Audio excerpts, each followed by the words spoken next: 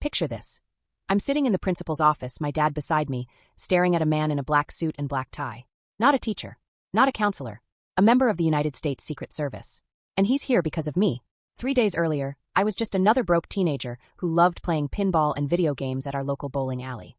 Now I was facing federal charges for counterfeiting U.S. currency. But here's the crazy part. It all started with Scotch tape and a piece of thread. When I was a young teen, the boys from my neighborhood and I were absolutely obsessed with the arcade games at our local bowling alley. We'd spend hours there after school, feeding quarters into pinball machines and the latest video games. There was just one problem.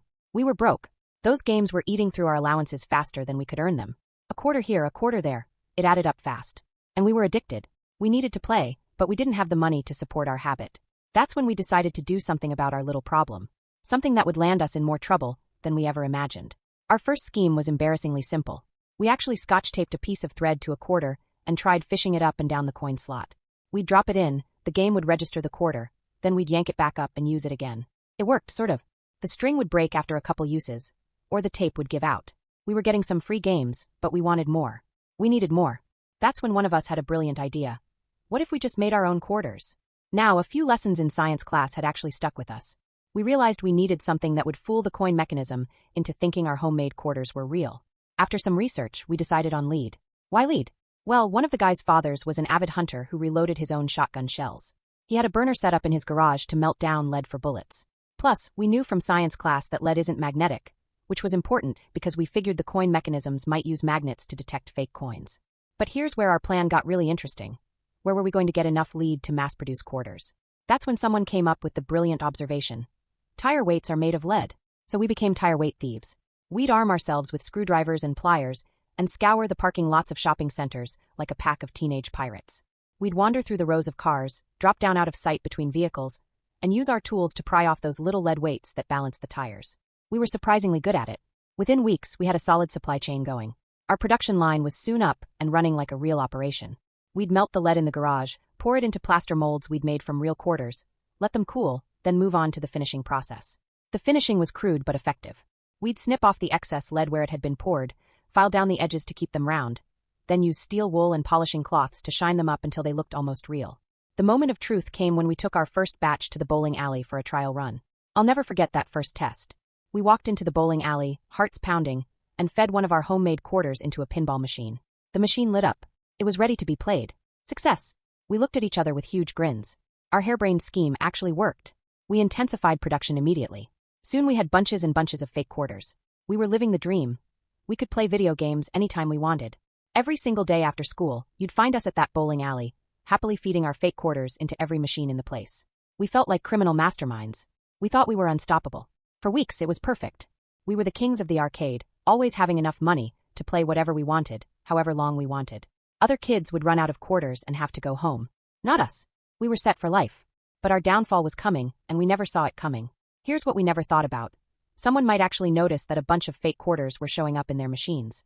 It literally never crossed our teenage minds that the bowling alley might, count their money. Or that they might notice something was off when they were sorting through the day's quarters. We just knew we were having a blast, playing game after game, living our best arcade life. One fateful day, we walked into the bowling alley like any other day. We started feeding our quarters into the machines, completely oblivious to what was about to happen. That's when some men in suits approached us. They weren't bowling alley employees. They weren't anyone's parents. They were serious-looking men who started questioning us, asking where we got our quarters, why we were always here, how we could afford to play so many games. We were terrified. These guys meant business. Then one of us yelled the only thing that made sense in that moment. Run! We took off like our lives depended on it. All of us bolted for the exit, pushing through the doors and flying down the steps as fast as our legs could carry us. The men chased after us, but here's where one of my friends made the most colossal mistake possible. He ran straight home. Not to a friend's house. Not to some random location where he could hide. He ran in a straight line directly to his front door and burst through it like a heat-seeking missile. Game over. They followed him right to his house, knocked on the door, and that's how our entire operation got blown wide open.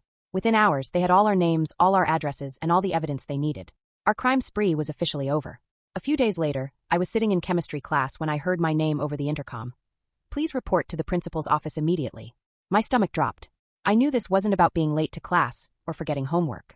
When I walked into that office and saw my father sitting next to a man in a black suit with a black tie, I knew my life was about to change forever.